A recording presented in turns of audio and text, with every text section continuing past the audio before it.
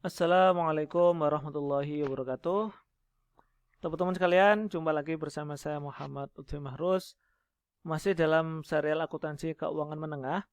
Kali ini kita akan meneruskan pembahasan mengenai impairment atau penurunan nilai. Jika sebelumnya kita membahas penurunan nilai pada debt investment yang diukur pada amortized cost, maka untuk kesempatan kali ini kita akan membahas penurunan nilai pada debt investment yang diukur pada fair value OCI. Nah, sebagaimana yang tadi disampaikan ya, penurunan nilai yang kita maksud di sini adalah lebih ke penurunan nilai yang ECL ya. Istilah impairment itu berarti karena adanya ekspektasi kerugian kredit tadi atau kerugian kredit ekspektasian. Jadi contohnya misalnya tanggal 30 Desember perusahaan tuh beli instrumen utang, beli surat utang dengan nilai wajarnya 100 juta itu pada fair value OCI. Terus kemudian berarti jurnalnya debt investment over cash ya. Ini asumsi tidak ada biaya pembelian. Terus kemudian 31 Desember saat mau menyusun laporan keuangan ada jurnal penyesuaian dan di situ PT Hore ya, investor memperkirakan adanya kerugian kredit ekspektasian sebesar 1.500.000. Meskipun baru 2 hari tapi menurut perusahaan ekspektasinya selama 12 bulan ke depan itu ada kerugian 1.500.000. Sehingga itu yang pertama. Yang kedua, nilai wajarnya juga turun dari 100 juta harga belinya turun, nilai wajarnya menjadi 95.000. Jadi costnya 95 juta ya. Dari 100 juta turun jadi 95 juta. Nah, berarti kita membuat 2 jurnal di akhir ya atau di 31 Desember 2019.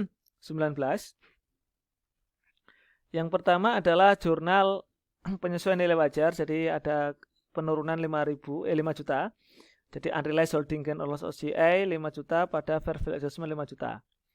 Terus kemudian kita mencatat penurunan nilai yang 1,5, jadi ini loss impairment 1,5 dan adjustment for impairment loss. Jadi sekali lagi larinya ke OCI ya, sebesar 1,5 juta.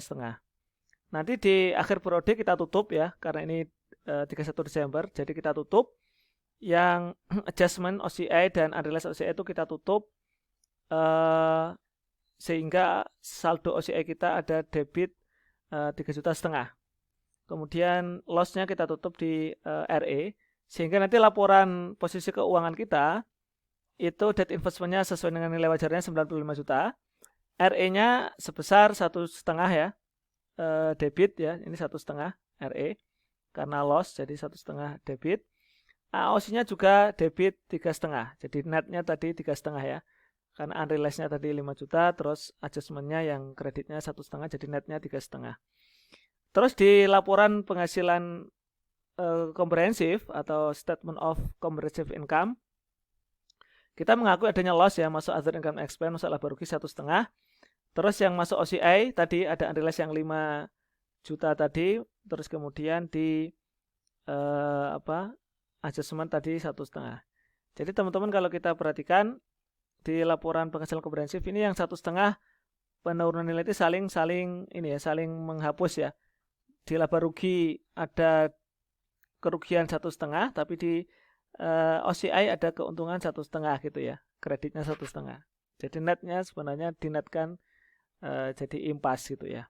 Nah itu teman-teman filosofinya kenapa ketika penurunan nilai itu kreditnya pada adjustment for impairment loss, supaya tadi tidak karena itu tidak berpengaruh langsung ke nilai wajarnya debt investment, supaya debt investment dicatat sesuai dengan nilai wajarnya dia saat itu ya, karena fair value OCI.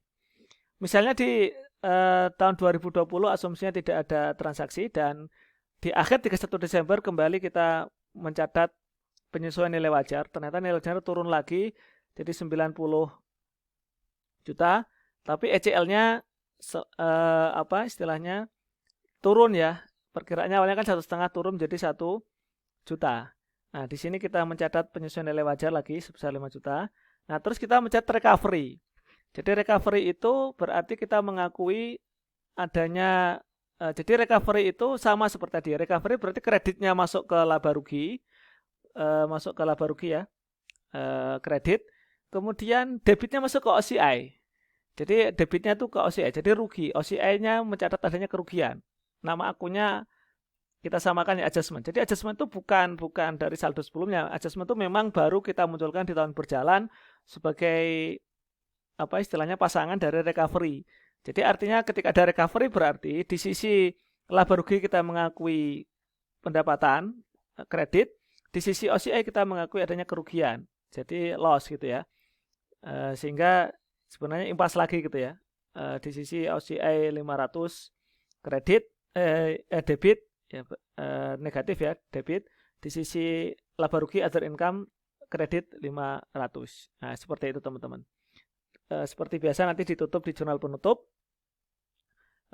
AOC-nya 5,5 gitu ya. Terus kemudian tadi unrealized dan adjustment ya. 5.500.000 jadi 5,5. RE-nya jadi 500. Jadi kalau di total di laporan posisi keuangan debt investment-nya 90 juta. RE-nya dari 1,5 karena ini di kredit 500 jadi berkurang jadi 1 juta ya. Debitnya jadi 1 juta. Terus AOC-nya dari 3,5. Jadi sini ketambahan 5,5 ya jadi 9 juta. Kalau di total nih ekuitasnya ini bertambah ini ya. Maksudnya totalnya ya debit 10 gitu ya. Seperti itu teman-teman sekalian. Semoga bisa difahami gitu ya. Jadi kalau kita lihat penambahan ekuitasnya ini bukan penambahan malah pengurangan ya. Awalnya netnya itu kalau di total ekuitasnya itu kan awalnya debit 5 juta, sekarang menjadi debit totalnya 10 juta ya. RE-nya 1 juta, AOC-nya 9 juta. Jadi debitnya 10 juta. Sebelumnya kan debitnya 5 juta. Nah, jadi ada penambahan kerugian 5 juta. Dari mana itu penambahan kerugian 5 juta? Yaitu dari ini, penurunan nilai wajar tadi itu. Kalau dari penurunan nilai tidak berdampak ya karena sudah saling menghapus ya. Jadi saling net kan, saling menghapus. Nah, itu teman-teman terkait dengan impairment pada fair value OCI. Ini untuk contoh pertama ya. Contoh pertama di mana tahun pertama sudah ada perubahan nilai wajar, tahun kedua juga ada perubahan nilai wajar, di samping masing-masing ada penurunan nilai. Jadi tahun pertama 2 jurnal penyesuaian nilai wajar dan penurunan nilai, di tahun kedua juga sama, jurnal penyesuaian nilai wajar dan kalau di tahun kedua recovery. Nah, sekarang untuk contoh yang kedua adalah sama kita asumsikan sama seperti periode istilahnya periode berikutnya contoh sebelumnya. Ini bedanya cuma tidak ada perubahan nilai wajar di tahun pertama. Jadi kalau contoh kedua ini belinya 31 Desember sehingga saat jurnal penyesuaian jadi nilai wajarnya tetap 100 juta. Jadi tidak ada jurnal penyesuaian nilai wajar. Yang ada cuma jurnal penurunan nilai karena ECL tadi 1,5. Seperti jadi tinggal membuat jurnal penurunan nilai sebesar 1,5 juta. Terus kita tutup. Nah, sehingga kita lihat teman-teman sekalian, karena tidak ada jurnal penyesuaian nilai wajar ya, karena nilai wajarnya tetap, jadi debt investment sama seperti nilai wajar 100 juta. Maksudnya sama dengan harga pembeliannya 100 juta. Terus RE-nya di sini karena loss tadi ya, jadi RE-nya negatif. Terus AOC-nya positif ya karena ada adjustment tadi di kredit. Sehingga sebenarnya impas ini. Jadi ini ekuitasnya tidak terpengaruh gara-gara penurunan nilai. Jadi sebenarnya penurunan nilai itu kalau untuk fair value OCI itu tidak berpengaruh ya di total ekuitas. Jadi saling menghapus. Seperti itu. Begitu juga di total penghasilan comprehensive income juga tidak terpengaruh karena di laba ruginya memang berkurang 1.500 tapi di OC-nya bertambah 1.500. Jadi impas sebenarnya. Nah, di tahun kedua sama seperti sebelumnya. Jadi nilainya turun ya. 95. Jadi baru kita membuat jurnal penyesuaian nilai wajar. Terus ada recovery. Jadi tadi ya ECL-nya turun menjadi 1 juta jadi di recovery 500. Nah, jurnalnya seperti ini teman-teman, bikin jurnal penutup. kemudian membuat laporan posisi keuangan dan laporan laba rugi. Nah, seperti ini. Nah, misalnya kalau misalnya di tahun berikutnya itu dijual, maka kita membuat jurnal, masih ingat ya jurnal penjualannya? Jurnal ketika fair value OCI itu dijual, debt investment yang fair value OCI dijual, langkah pertama adalah jurnal penyesuaian nilai wajar. Tetapi di sini disebutkan bahwa ternyata nilai wajarnya tidak berubah. Nilai wajarnya tetap sama dengan yang per 31 Desember 2020 yaitu 95 juta. Jadi tidak berubah. Ya berarti kita tidak perlu membuat jurnal penyesuaian nilai wajar. Tapi kalau berubah ya kita sesuaikan nilai wajarnya. Nah, gitu ya. Ini tidak berubah berarti langsung bikin jurnal penjualan. Cashnya berapa harganya? Harganya ternyata 98, berarti kita 98. Terus debt investmentnya sesuai dengan carrying amount terakhir ya, 100 juta. Terus fair value adjustment saldo terakhir adalah 5 juta. Berarti ada keuntungan gain sebesar 3 juta. Nah, di sini teman-teman kita perhatikan, kita lihat sebelumnya ya. Di sini kan saldo fair value adjustment 5 juta nih. 5 juta ini fair value adjustment kredit. Sudah kita tutup. Tapi saldo OCI-nya cuma 4 juta. Jadi yang ditutup mana yang direalisasikan, yang di-recycling. Itu karena gara-gara ada penurunan nilai, jadi ada penurunan nilai dan tadi ada adjustment, ada recovery ya. Jadi ada penurunan nilai, terus kemudian ada recovery, sehingga AOC-nya 4 juta. Jadi yang kita realize itu adalah yang 4 juta, bukan yang 5 juta. Jadi yang realize adalah sebesar 4 juta. Jadi yang keuntungan, bukan keuntungan, kerugiannya, saldo akumulasinya, AOC-nya kan 4 juta ya, 4 juta. Jadi itu yang kita realize. Kebetulan karena gara-gara ada penurunan nilai dan ada recovery, jadi saldo AOC tidak sama dengan saldo fair value adjustment. Jadi yang kita pakai adalah yang di-realize itu sebenarnya saldo AOC, teman-teman.